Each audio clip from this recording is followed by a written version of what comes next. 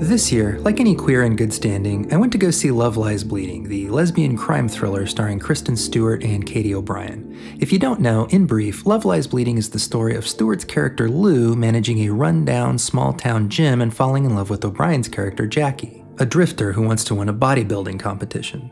The relationship begins with steroids and light fisting, and unfortunately takes a turn as Lou's crime boss daddy and her abusive brother-in-law get the couple roped into an escalating series of violent encounters.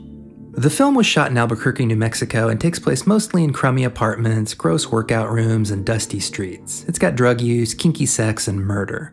The film just feels sweaty and a little too warm. You can practically smell every scene. The old cigarette smoke, the dried urine, the body funk drifting in lazy circles. I really loved the film, and I think it's destined to become a queer cult classic. And as I was reflecting on why I responded to it so much, I said to myself, it's so nice to see a sleazy movie about lesbians for a change. And then I stopped and second-guessed myself because it got me thinking, can lesbians, written and directed by a woman, be sleazy? Or is sleaze definitionally a byproduct of the coarse male gaze? Actually, what is sleaze anyway? In many ways, sleaze is a lot like pornography for me. It's tough to define, but I know it when I see it. When I think of a sleazy movie or book or even game, I guess, I think of something that combines horniness, antisocial behaviors like crime, usually drug use, usually poverty, but also something else, something tactile, something clammy or sticky or filmy, no pun intended. I think of slightly more recent films like Killing Them Softly, where Ben Mendelsohn looks absolutely ripe with BO and desperation, or Ty West's X with its dilapidated barn porno shoot, or Deep Water, where you can practically feel the soft threads of Ana de Armas's stockings. I think I have COVID. But of course, the 70s, 80s, and 90s were the golden age of sleaze, from Walter Hill and his Warriors, to Lawrence Kasdan's muggy eroticism and body heat, to the skin-crawlingly bad time of Henry, Portrait of a Serial Killer, to the king baby William Friedkin and his delicious Jade. I would pay $5,000 to have Linda Fiorentino step on my neck and call me a bitch. Anyway. While I would love to sit here and show you tons of clips of 80s boobs to really drive home my point, and believe me, I would, I don't believe my handlers at YouTube would bless my efforts. So instead, let's come at this from a different angle. First, where does the word sleaze even come from? According to my research, the word sleazy originated in the late 1600s, somewhere around the European textile industry. It seems to have emerged as a way to refer to fabric that was cheap, thin, and easily damaged. No one is quite sure how it got coined, though. A popular folk etymology asserts that in that era, fabric from Germany's Silesia region was considered high quality, so unscrupulous merchants would often fraudulently market their own cheaper fabrics as Silesian, which became sleazy over time. The OED is skeptical, but there you go. Weirdly, it took until about the 1960s for the sense of cheap and low quality to evolve into low class, and then eventually into the immoral, unseemly sense that it has today. This linguistic evolution seems to have happened in the midst of trends in music, such as glam in the UK, as well as transgressive underground filmmaking in places like Baltimore. Society was ready to get nasty, and plenty of artists were ready to provide. One bit that I found interesting was that sleaze has a slightly different connotation here in the United States compared to, say, the UK. You'll notice that I've been focused on the kind of hedonistic bodily elements of sleaze, whereas Brits are more likely to associate sleaze with government corruption. I'm not sure if there's any insights to be gleaned about what that means for our respective countries' preoccupations, but there you go. Anyway, for the purposes of this video, I'm narrowing my focus to American-adjacent genre films since it was a film that inspired this question. When we think of the iconic architects of cinema sleaze, we think of cult classics from such filthy luminaries as Frank Henenlotter, Abel Ferrara, William Lustig, and Dario Argento, and beyond them, scores of forgotten directors dumping stuff straight to video for only the most committed sickos to find. One thing you may have noticed is that these directors all tend to be men. It's probably not a huge surprise that the filmmakers reveling in sex, violent grit, and grime tended to be male, particularly since so many of these kinds of films depict violence against women as just a little too fun, a little too horny. Of course, there are exceptions. I really enjoy the Slumber Party Massacre and Sorority House Massacre series of films, and they were directed by women like Amy Jones, Deborah Brock, Sally Madison, and Carol Frank. And trust me, those films do not shy away from violence against women either, although these directors snuck feminist sensibilities into the films wherever they could. Even acknowledging those exceptions, though, I have to wonder whether in, say, 1982, someone like Amy Jones was compelled to cater to heterosexual male gazes and male cravings in a way she might not otherwise have chosen to do if she'd had the juice and the money to make what she wanted. But yeah, for the most part, when I think of sleaze, I think of films directed by men constructing lurid yarns full of bullets and boobs designed to get straight male audiences hootin' and hollerin'. And this is why I started thinking about my original question about whether a lesbian movie directed by a woman could be sleazy. But upon reflection, I think the deeper question is this. In the context of genre films, is a sleazy movie sleazy because it wallows in gritty, grimy, taboo topics? Or is it sleazy because it wallows in the male titillation those topics cause? Because here's the boring truth, bioessentialism is silly. Of course, women can be sleazy and enjoy sleaze, as can anyone else regardless of gender. In 1987, Kathryn Bigelow directed Near Dark about some nasty vampires taking over a shit-kicker bar. In 1971, Stephanie Rothman directed The Velvet Vampire about a horny bisexual vampire. Score one for my team. And in the mid-1960s, women like Mink Stoll, Cookie Mueller, and Mary Vivian Pearce were part of the transgressive Dreamlanders collective who would change cinema forever alongside John Waters. And come on, it makes sense. The realities that sleaze represents in cinema affect women just as much as men. Why wouldn't women have something to say about it?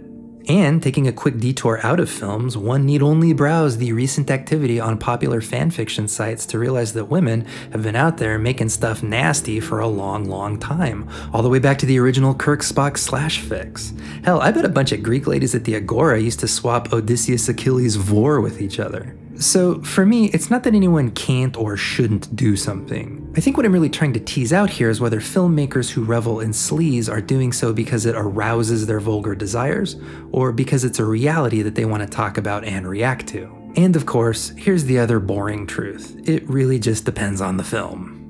For example, let's take Henry, Portrait of a Serial Killer. It is a really effective film, an absolutely harrowing watch that crackles with this nauseating energy. The film essentially takes you on a ride-along with a serial killer and his rapist roommates, and it lets you watch the men work.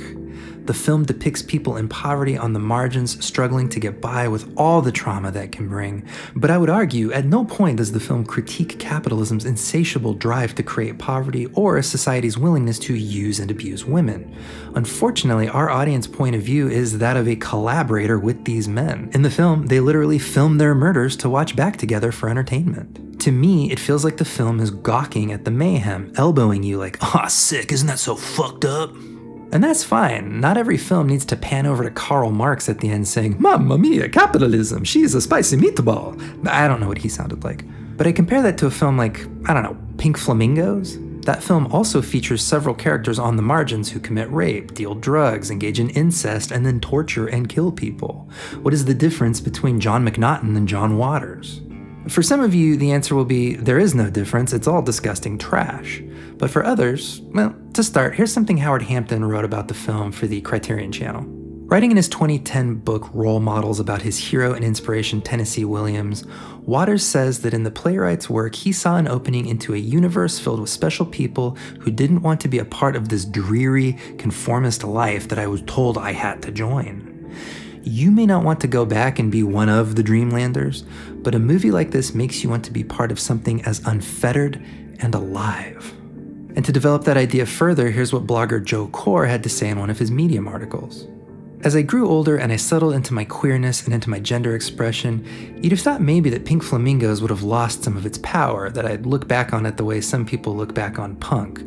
Great music, shame about the swastikas. But if anything, my adoration has grown exponentially over the years.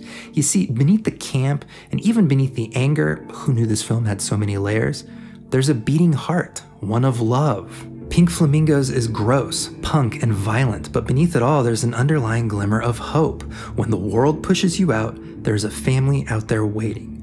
Divine's brood is perfectly dysfunctional, a chosen family with a proud and loyal matriarch who are fiercely protective of each other and genuinely happy to be together. Many people, queer or not, will hate pink flamingos because it is not normalizing or polite or respectable. And who'd want to be respectable, at least in the way we're told we're supposed to be respectable? Certainly Divine and her family have an awful lot of respect for each other. They respect each other's kinks, they respect each other's gender fluidity, they respect each other's feelings of inadequacy and grief. They are in many ways the queer ideal, passionately individual, yet fiercely familial. If I could give every young queer person one thing, film, book, album, whatever, as a guide, I'd give them pink flamingos in a heartbeat. And that right there, for me anyway, is the key difference. Henry and his roommate Otis are a kind of found family, but it is not particularly queer and it is certainly not hopeful. They are people living on the margins, experiencing trauma, but I would argue that in Henry, Portrait of a Serial Killer, Henry and Otis are subsumed beneath it, becoming the trauma, melting into the sleazy world around them. In contrast, Divine and her family, the Degrady bunch if you will, experience the same trauma on the margins and instead form a community of vulnerability as a bulwark against that trauma. Henry and Otis see a world that hates them and decide to define themselves by that hate, whereas I would argue Divine sees a world that rejects her and decides instead to define herself by acceptance, inclusion, and yes, even love. You might say that's an overly reparative gloss I'm imposing on an irredeemable film, to which I say, eat shit! Anyway, let's wrap this up. Going all the way back to Love Lies Bleeding, this is exactly why I love to see sleazy queer cinema. For me, sleaze in films is a kind of shorthand for the reality of societal alienation and abjection. Whether it's depicting robberies, drug use, exploitative sex work, extreme poverty, or sexual violence, what it's actually depicting is people trying to survive under a system that dehumanizes them, impoverishes them, criminalizes them, and discards them. This doesn't mean that every single character in a Frank Henenlotter film is secretly a hero with a heart of gold, because like real life, some people who experience trauma will turn around and repeat that trauma on others, and that's not okay to do, much less something noble to admire. This is why I think the really good sleazy films like Love Lies Bleeding, like Pink Flamingos, like Killing Them Softly, take it one step further, either using sleaze to call attention to systemic failures and invite action, or using it to provide a kind of thematic blueprint for finding a reason to keep surviving and keep fighting. Killing Them Softly uses the trappings of a crime thriller to attack the architects of the 2008 financial crash and subsequent billionaire bailout. And Love Lies Bleeding uses those same trappings to remind us that you deserve love no matter how low your circumstances have brought you. In a media landscape that valorizes wealth and often airbrushes away the complicated and unflattering blemishes caused by racial capitalism, sleaze can be a powerful antidote, a demand to engage with material reality, and a canvas on which the discarded and unheard can sometimes, with a little care and a lot of empathy, create something inexplicably beautiful.